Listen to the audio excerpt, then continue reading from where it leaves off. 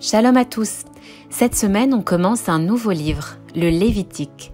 Et la paracha Vaïkra commence avec un moment impressionnant. La nuée d'Hachem recouvre le Mishkan et Moshe n'ose pas y entrer. Alors, Hachem l'appelle et lui transmet toutes les lois des sacrifices. Il y a d'abord la Hola, un korban entièrement brûlé sur l'autel.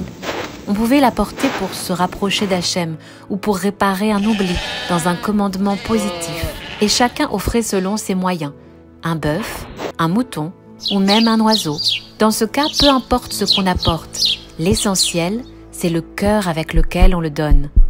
Ensuite, il y a la mincha, une offrande spéciale à base de farine, d'huile et de sel, parfois accompagnée d'encens. Elle pouvait être cuite au four, à la poêle ou dans un récipient creux. Et puis, il y avait les shlamim. Cela était un peu différent. Une partie était brûlée pour Hachem, mais l'autre était mangée par les Kohanim et par celui qui l'apportait. D'ailleurs, le mot shlamim vient de shalom, la paix. Et puis, il y a le khatat, le sacrifice qu'on apportait quand on avait fauté par erreur. Mais pourquoi un korban si ce n'était pas fait exprès? Parce qu'en réalité, ce n'est pas tant la faute qui pose problème, mais la négligence.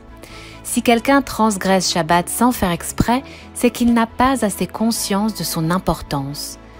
Imaginez, il entre dans la cour du temple, il voit les Kohanim en train de servir, il entend les chants des Lévites.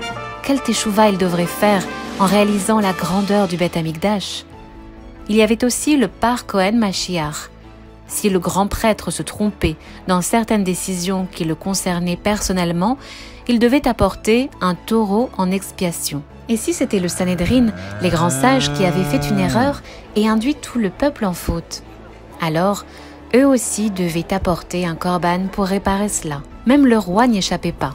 En cas de faute, il devait lui aussi apporter une offrande spéciale, un bouc, symbole du pouvoir. Et la Gemara dit une chose magnifique. Heureuse est la génération dont les dirigeants cherchent à expier leurs erreurs, car le peuple apprend d'eux. Prenez Yehuda par exemple. Il reconnaît devant tout le monde que Tamar attend un enfant de lui. Et cette grandeur, on la retrouve plus tard chez son descendant, le roi David, qui dit simplement au prophète Nathan « J'ai péché contre l'Éternel ». C'est ça la vraie noblesse, avouer, assumer et avancer. Enfin, la paracha termine sur les réparations en cas de vol. Si quelqu'un avait fait un faux serment et rendait ce qu'il avait pris, il devait aussi apporter un sacrifice pour se purifier. Mais aujourd'hui, il n'y a plus de Beth Amikdash. Alors comment on fait? On a la tfila. Nos prières remplacent les korbanot et montent directement devant Hachem, comme les sacrifices les plus purs. Shabbat shalom à tous et à la semaine prochaine.